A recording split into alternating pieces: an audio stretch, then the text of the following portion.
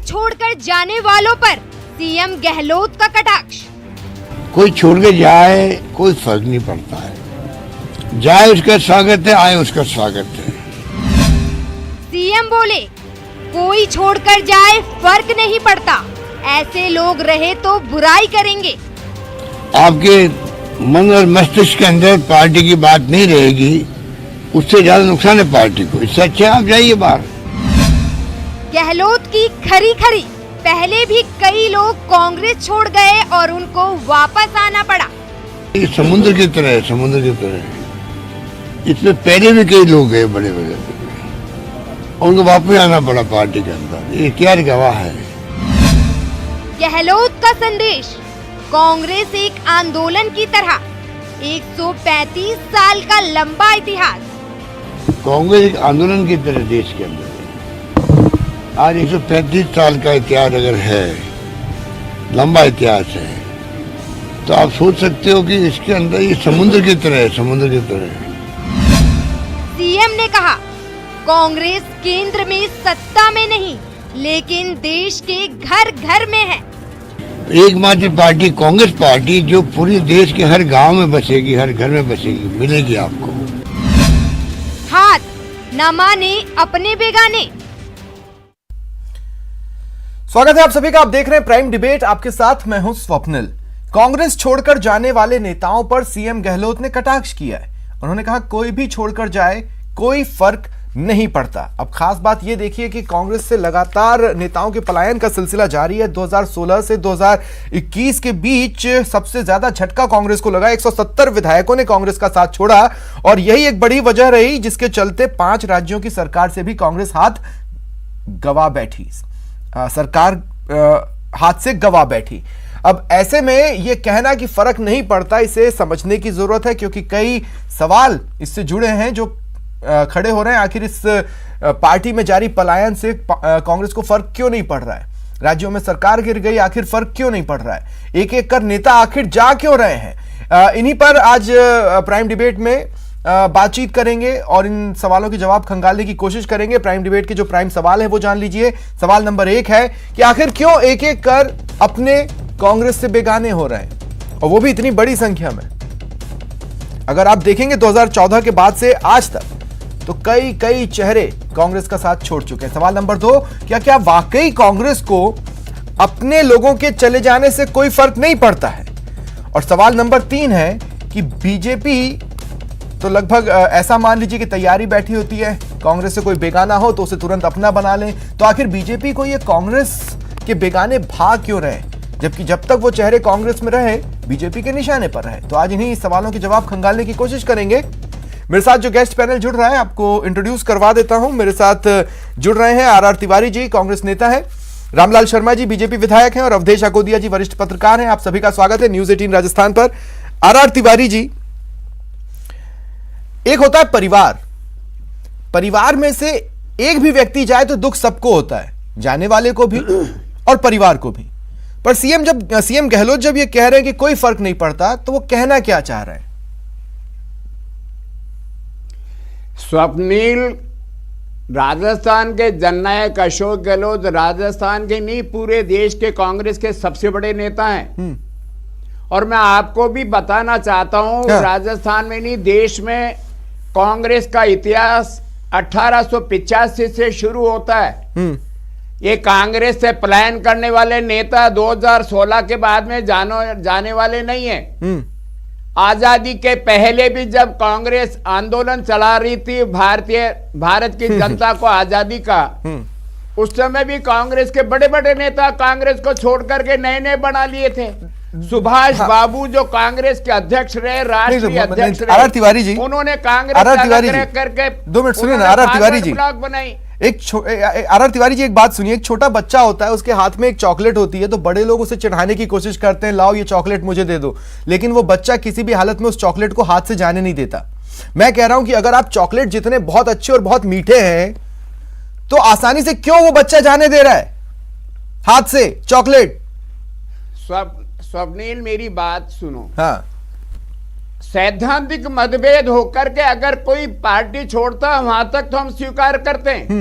बाबा साहब अंबेडकर भी कांग्रेस छोड़ करके चले गए थे, सुभाष बाबू भी कांग्रेस छोड़ करके चले गए थे, अरे विश्वनाथ प्रताप सिंह भी कांग्रेस छोड़ करके चले गए थे।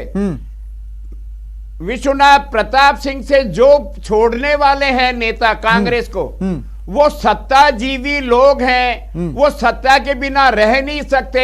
राजीव गांधी जी की पीठ में छुरा भोंक करके नहीं। तो फिर दूसरा सवाल ये है कि ऐसे सत्ताजीवी लोग जब दोबारा आना चाहते हैं तो आप उनको वापस क्यों ले लेते हैं? उनका कांग्रेस नहीं, ऐसे सत्ताजीवी लोग अगर दोबारा कांग्रेस में आना चाहते हैं तो आप वापस क्यों ले लेते हैं?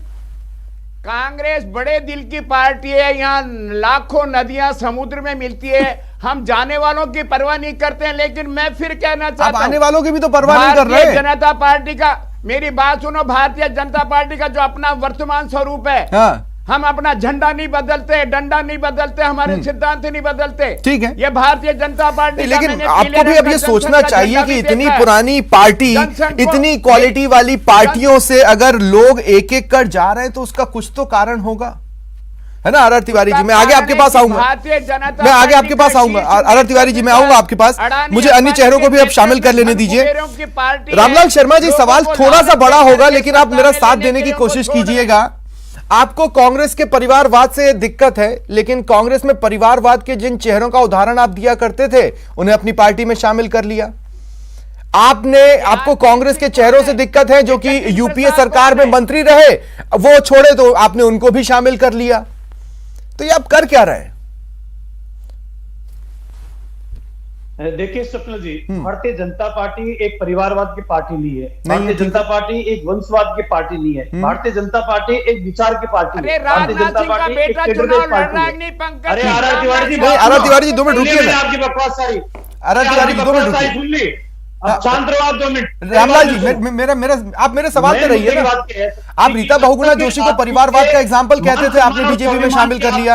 आप आरपीएन सिंह को यूपीए सरकार का सबसे बेकार चेहरा मानते थे, आपने उनको भी शामिल कर लिया। कांग्रेस पार्टी का हस्त होने का सबसे बड़ा कारण जो है, इन्हीं के तृणमूल कांग्रेस, ममता बनर्जी कांग्रेस पार्टी छोड़ के गई, अलग पार्टी बनाई, आज वो वेस्ट बंगाल के अंदर राजनीति के अंदर है। इन्हीं की पार्टी के शरद पवार, ठीक है, इन्हीं की कांग्रेस मैं मान लिया, लेकिन रामलाल जी सवाल क्या है? देखिए, मेरा सवाल समझिए रामलाल जी, मेरी बात तो सुनिए, मेरा सवाल समझिए। आपने आरपीएन सिंह को शामिल किया, आपने ज्योतिरादित्य सिंधिया को शामिल किया, आपने इससे पहले रीता बहुगुणा जोशी को शामिल किया, आपने जितिन प्रसाद को शामिल किया। ये वो चेहरे हैं जिन पर आप निशाना साधा करते थे।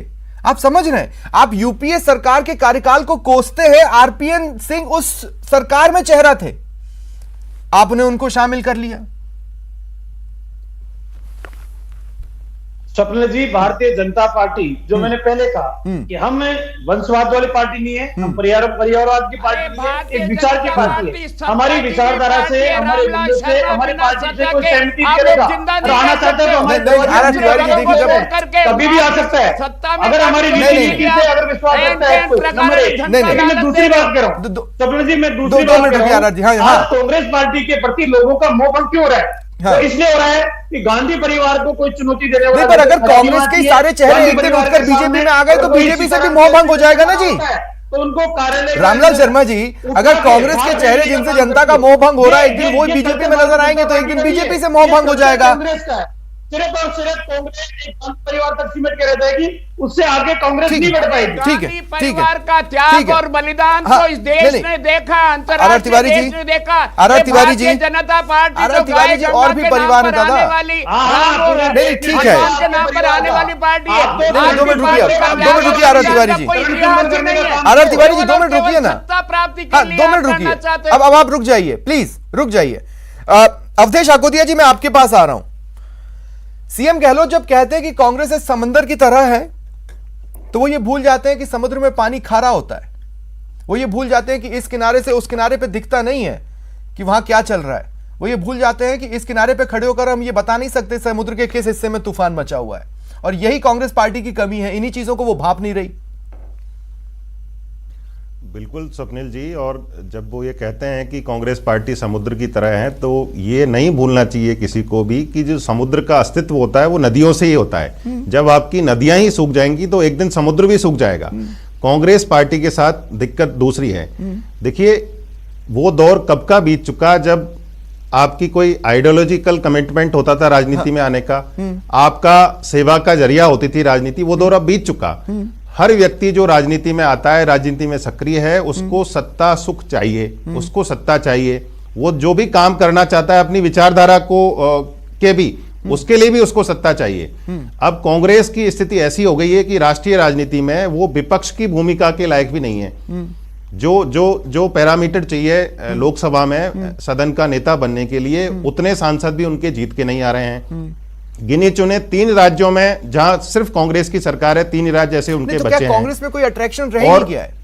मैं पूछना ये चाह रहा हूं, देखिए मेरी बात को समझिएगा। कई तो ऐसे चेहरे गए जो राहुल गांधी के करीबी थे, और कांग्रेस चाहती है कि राहुल गांधी देश का सबसे बड़ा अट्रैक्शन बन जाए।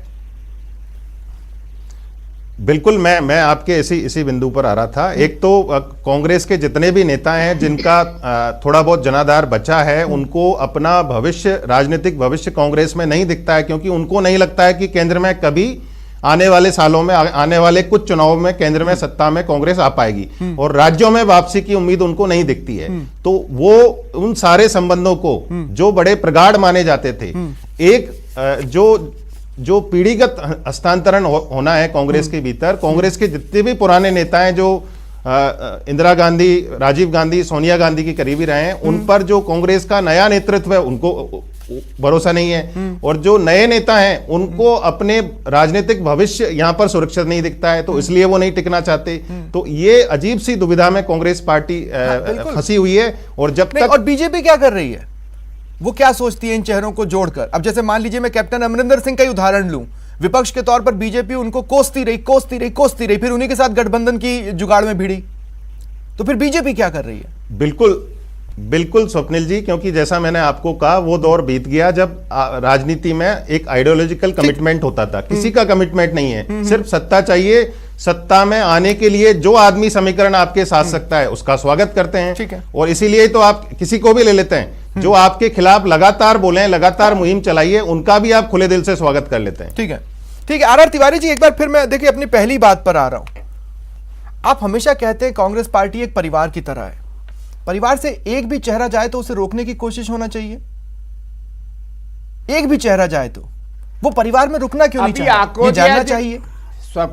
स्वप्निल आकोदिया जी ने एक बड़ी मार्मिक बात की। क्या, बताइए। आज किसी भी दल में सैद्धांतिक रूप से अपनी पार्टी के लिए आने की नई पीढ़ी आना ही नहीं चाहती है। आज केवल और केवल सत्ता चाहिए, और इस आग को भड़काने में अगर घी डाला तो भारतीय जनता पार्टी ने डाला है। ये सत्तारूढ़ पार्टी जो कभी जनसंघ हुआ करती थी, नहीं फिर सत्ता के लिए उन्होंने जनता पार्टी पे अपना विलय कर दिया, अपना झंडा बदल दिया, भीतर की आग में और जब जनता पार्टी डूबी तो भारतीय जनता पार्टी बना ली। भीतर की आग में ये केवल पार्टी कैसे घी डाल सकती है? जब भाजपा इतनी स्ट्रांग नहीं थी तब भी तो आपके चेहरे आपको छोड़ रहे थे ना।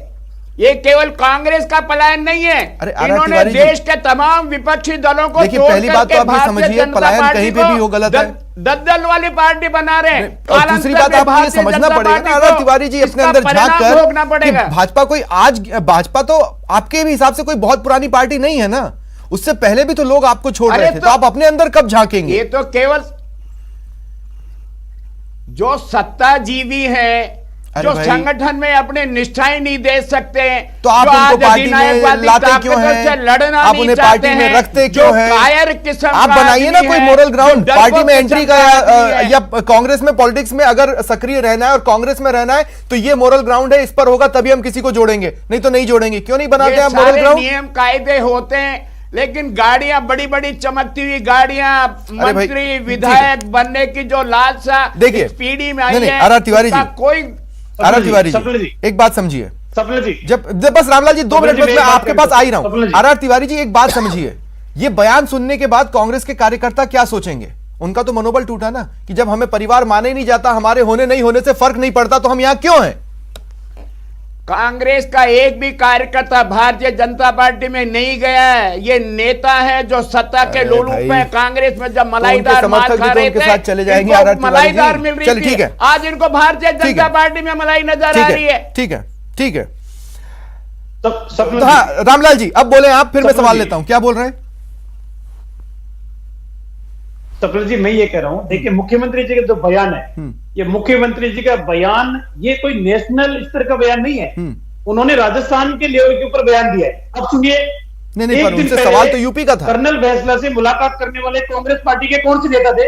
राजेंद्र यादव जो गहलोतपुर से, रघु शर्मा जो गहलोतपुर से, लालचंद जी कटारिया जो गहलोतपुर से, धर्मेंद्र जी राठौर जो गहलोतपुर के, चारों नेता कर्नल बैंसला से मुलाकात करने के लिए जाते हैं। अरे उसका स्वास्थ्य का हाल पूछना भी बेईमानी है क्या? पार्टी में भी है ना, वो बुजुर्ग नेता है, स्वास्थ्य के लिए बात करना, अरे मानवता का धर्म निभाओ। रामलाल शर्मा, रामलाल जी, ये मुखिया सचिन पायलट को कमजोर करने के लिए एक तरफ अपने नेताओं को कर्नल बैंसला से मुलाकात करने के लिए भेजते हैं, और एक दिन बाद मुख्यमंत्री जी ये बयान देते हैं कि कांग्रेस पार्टी को छोड़कर जाना चाहे तो अरे ये तो आप प्रेडिक्ट कर रहे हैं ना रामलाल जी, मेरी बात तो समझिए आप। मैं देखिए, मैं आपको रामलाल जी, मैं आपको एक बात बताऊं, कांग्रेस में से जितने भी बड़े चेहरे छोड़ेंगे, जिनको आप भले निशाने पर रखते हैं, वक्त आने पर आप उन्हें जोड़ लेंगे ना। आप जितने भी नाम ले रहे हैं रामलाल जी, अगर मान लीजिए कल को आने वाले समय में वो कांग्रेस छोड़ते हैं तो आप तो उन्हें जोड़ ही लेंगे ना। फिर इस तरह के निशाने साधने का मतलब क्या है? नहीं, जो मुख्यमंत्री जी ने स्टेटमेंट दिया है, देखिए मुख्यमंत्री जी राजनीतिक व्यक्ति हैं, हमेशा राजनीतिक स्टेटमेंट देते हैं। अरे भाई, आप ये कह रहे हैं कि स्टेटमेंट का भी अर्थ निकलना चाहिए, और सीधा सीधा अर्थ यही है कि कांग्रेस राजस्थान में भी अंतर कलह से जूझ रही है, और आने वाले समय के अंदर आप अपनी पार्टी को दंगल होने से बचाओ रामलाल शर्मा। ठीक है, कांग्रेस तो कांग्रेस रहेगी, झंडा डंडा 137 साल में नहीं बदला। क्या आर तिवारी जी, कांग्रेस दंभ में आ चुकी है? क्या कांग्रेस घमंड करने लगी है? ये बड़ा दंभ वाला वाक्य लगता है आर तिवारी जी। ये दंभ वाला पार्ट नहीं है। हम जनसंघ से हम कभी जनता पार्टी में शामिल नहीं हुए, और जब जनता पार्टी डूब गई तो हमने भारतीय जनता पार्टी नहीं बनाई। अरे आपको ये सोचना चाहिए ना, आप जब ये नहीं, 2 मिनट रुकिए, अब मैं बहुत से पॉइंट क्लियर कर देता हूं। मैं एक पॉइंट क्लियर कर देता हूं। अवधेश आकोदिया जी, सबसे पहली चीज, इस तरह का बयान जो अपने हैं उनका मनोबल तोड़ता है। दूसरी बात मैं ये कह रहा हूं, जब कांग्रेस ये बताती है कि भाई एक टाइम पे बाबा साहब अंबेडकर ने हमें छोड़ दिया, तो अपने अंदर झांको ना कि ऐसा व्यक्तित्व छोड़ क्यों रहा है। अगर आप ये कहते हैं एक टाइम पे प्रणब मुखर्जी छोड़ दिए थे, तो प्रणब, एक बार झांकिए ना, ऐसा क्या हुआ कि प्रणब मुखर्जी छोड़ गए? बिल्कुल स्वप्निल जी, देखिए, कोई भी, जैसा आपने शुरुआत में तिवारी जी से पूछा कि कांग्रेस को आप परिवार कहते हैं, तो परिवार का कोई भी सदस्य जाता है तो आपको मनाना चाहिए, और उसके जाने का दुख आपको होना चाहिए। जो लोग लगातार जा रहे हैं और जाने के बाद स्वयं को स्थापित कर रहे हैं, वो दौर चला गया जब लोग जाते थे और वापस आते थे। अभी आप पिछले 5-7 साल में बता दीजिए, जो भी नेता कांग्रेस छोड़ के गया है, क्या उसकी वापसी हुई है? क्या वो अपने आप को स्थापित नहीं कर पाया है? कई लोगों ने तो जहां पर आपकी बमुश्किल सत्ता में वापसी हुई थी, वहां पर आपकी चुनी हुई सरकार को गिरा के भारतीय जनता पार्टी की सरकार बना दी, क्योंकि वहां पर आपका नेतृत्व का झगड़ा इतना बड़ा था जिसको आप समय पर सुलझा नहीं पाए। तो आपको अब कांग्रेस के साथ बड़ी विचित्र स्थिति है कि जो लोग जाना चाहते हैं। चल रहा है क्या इससे? अवधेश जी, बहुत संक्षिप्त में कमेंट दीजिएगा कि बहुत सी बातें आपस में हो ही नहीं रही हैं, और हर कोई लीडर अपने अपने हिसाब से एक पार्टी लाइन मानकर चल रहा है, उसके हिसाब से बयान देने की कोशिश कर रहा है, और इसका मतलब यह है कि अभी भी अपनी हार, अपनी दुर्गति के कारणों को सच में असली तरीके से खंगाला ही नहीं गया। अवधेश जी, शॉर्ट में। बिल्कुल स्वप्निल जी, क्योंकि देखिए, कांग्रेस में नेतृत्व की कमी साफ तौर पर दिखाई देती है। सोनिया गांधी उतनी एक्टिव नहीं है, और अंतरिम अध्यक्ष भी हैं, तो एक फुल टाइम अध्यक्ष तो कम से कम होना चाहिए ना। जो लोग किसी को समस्या है तो बात किससे करे, और उसका आप क्या समाधान कर सकते हैं? जब तक ये नहीं होगा, ऐसी स्थिति चलती रहेगी। जहां पर भी नेताओं को फायदा दिखेगा, वो मौके की तलाश में रहेंगे, और मौका मिलते ही वो चले जाएंगे। चलिए, ठीक है, शुक्रिया आप तीनों का मेरे साथ जुड़ने के लिए, इस चर्चा में शामिल होने के लिए। यह था आज का प्राइम डिबेट। अंत में सिर्फ इतना सा कमेंट, दिल दरिया बाकी सब समंदर। फिलहाल इतना ही।